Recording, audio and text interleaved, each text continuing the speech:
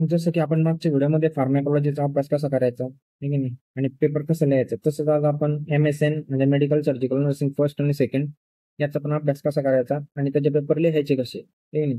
तर याचा आपण आज डिस्कशन करणार आहे. जसा पॅटर्न फार्माकोलॉजीमध्ये मी सांगितलेला होता तसाच आज पॅटर्न मी मेडिकल सर्जिकल नर्सिंगसाठी बनवलेला आहे, पण थोडा डिफरंट येतो आहे की नाही. त्याच्यामध्ये मेकॅनिझम ऑफ ऍक्शन वगैरे असतात, यामध्ये पॅथोफिजिओलॉजी वगैरे असते. तर साईडच्या इमेज मध्ये तुम्हाला दिसत असेल, सगळ्यात पहिले आपण इंट्रोडक्शन लिहितो. इंट्रोडक्शन नंतर डिसीज कंडिशनची डेफिनेशन लिहितो, हे की नाही. जसं की आपण समजा एखादी डिसीज कंडिशन घेतली अपेंडिसायटिस. अपेंडिसायटिस म्हणजे काय? अपेंडिसायटिस म्हणजे इन्फ्लामेशन ऑफ अपेंडिक्स, हे की नाही. म्हणजे काय, ते इन्फ्लाम होतं, हे की नाही. तर हे काय आहे, त्याचं इन्फ्लामेशन हे काय झाले, त्याची डेफिनेशन आपण प्रॉपर लिहिणार आहे, हे की नाही. नंतर डेफिनेशन झाली, त्यानंतर रिस्क फॅक्टर किंवा इटिओलॉजी, हे की नाही. रिस्क फॅक्टर आणि इटिओलॉजी आपल्याला दोन्ही पण लिहायचे, कारण कशामुळे होतं हे आपल्याला ते माहित पाहिजे. तुम्ही रिस्क फॅक्टर आणि इटिओलॉजीची ट्री डायग्राम वगैरे पण बनवू शकता.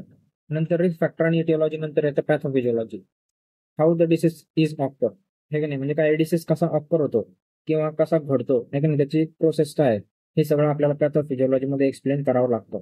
मग आता कसं एक्सप्लेन करायचं, सगळ्यात पहिले आपण इटिओलॉजी हेडिंग देतो, नंतर स्टेप बाय स्टेप ती प्रोसेस कशी होणार आहे ती आपण खाली इलॅबोरेट करतो, ठीक आहे. नंतर आपण त्यानंतर लिहिणार आहे पॅथोफिजिओलॉजी नंतर झाली, नंतर आपण लिहिणार आहे क्लिनिकल मॅनिफेस्टेशन, ठीक आहे. क्लिनिकल मॅनिफेस्टेशन म्हणजे साइन अँड सिम्पटम्स, ठीक आहे. त्याला अजून आपण एक clinical manifestation, sign and symptoms आणि क्लिनिकल फीचर्स, ही जी टर्म्स आहे ही बुकमध्ये वापरतात, ही तुम्हाला माहित पाहिजे, ठीक आहे.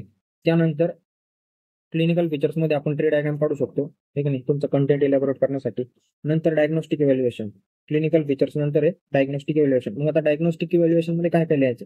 डायग्नोस्टिक म्हणजे काय, आपण जे डायग्नोसिस करणार आहे, ठीक आहे, किंवा डॉक्टर करणार आहे, ठीक आहे. मग त्याच्यामध्ये सगळ्यात पहिले आपण काय करतो, पेशंट आल्यानंतर हिस्ट्री, फिजिकल एक्झामिनेशन, ठीक आहे, सिटी स्कॅन, MRI जे डिसीज कंडिशन नुसार असेल ते. नंतर डायग्नोस्टिक इव्हॅल्युएशन झाल्यानंतर आपण करतो मॅनेजमेंट, ठीक आहे. मग मॅनेज कशी करायची डिसीज कंडिशन, मग त्यामध्ये आपण नर्सिंगमध्ये बघतो 3 मॅनेजमेंट, कोणते कोणते.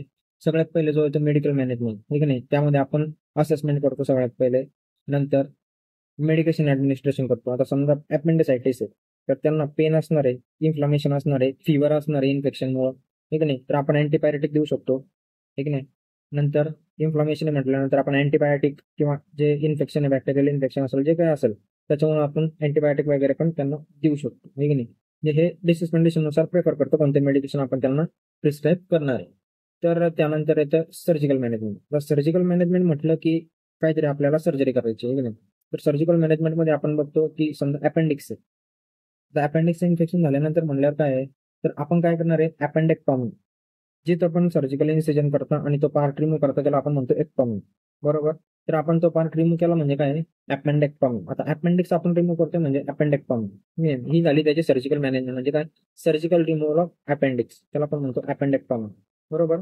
ही झाली सर्जिकल मॅनेजमेंट. त्यानंतर आपली असती नर्सिंग मॅनेजमेंट, सगळ्यात important nursing management. Nursing management आपण मध्ये लिहिणार आहे असेसमेंट, ठीक आहे. पेशंटला आपण काय असेस करणार आहे, ठीक आहे, किंवा काय काय इंटरव्हेन्शन आपण देणार आहे पेशंटला, हे सगळं आपण त्याच्यामध्ये लिहिणार आहे. त्याच्यामध्ये सगळ्यात महत्त्वाची गोष्ट म्हणजे नर्सिंग डायग्नोसिस, ठीक आहे. जसं की अपेंडिसायटिस आहे, तर मग पेशंटला पेन असणार आहे, ठीक आहे.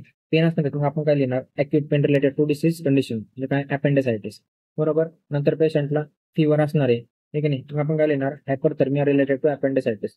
नर्सिंग डायग्नोसिस लिहिणं खूप महत्त्वाचं आहे क्वेश्चन मध्ये, जेव्हा तुम्ही आन्सर लिहित असता पेपरमध्ये, आहे की नाही.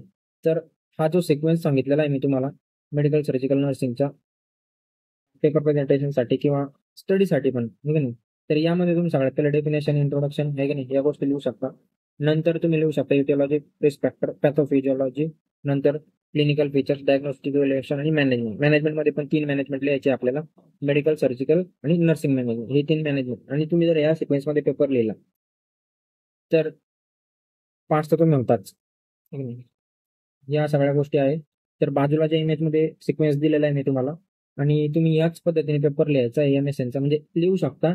कारण यामध्ये तुम्हाला समोरचा जो एक्झामिनर आहे त्याला आयडिया येऊन जाते की मोस्ट ऑफ डिसीज कंडिशन माहिती आहे याला, की नाही. तुम्ही ऑल पॉईंट्स त्याच्यामध्ये कव्हर कव्हर करत असतात. त्यानंतर जेव्हा तुम्ही अभ्यास करणार आहे तेव्हा मॅनेजमेंटचा जास्त अभ्यास करायचा, कारण फार्मॅकॉलॉजीमध्ये मॅनेजमेंट विचारतात, आहे की नाही.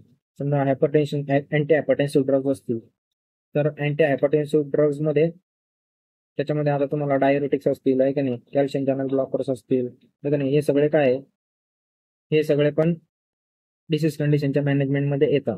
त्यामुळे कंबाईन अभ्यास पण होऊ शकतो मेडिकल सर्जिकल नर्सिंग आणि फार्मॅकोलॉजीचा जर केला तर. ठीक आहे. तर आपण आज बघितलं मेडिकल सर्जिकल नर्सिंगचा अभ्यास कसा करायचा आणि त्याचे पेपरमध्ये त्याचं प्रेझेंटेशन कसं करायचं as a disease condition wise. ठीक आहे नाही. तर हा फॉर्मॅट आहे. साईडला इमेज दिलेली आहे मी तुम्हाला इथं. तर त्या फॉर्मॅटमध्ये तुम्ही लिहू शकता. ठीक आहे. आपण लवकरच आता क्लिनिकल सिरीज चालू करणार आहे. प्रत्येक दिवशी आपण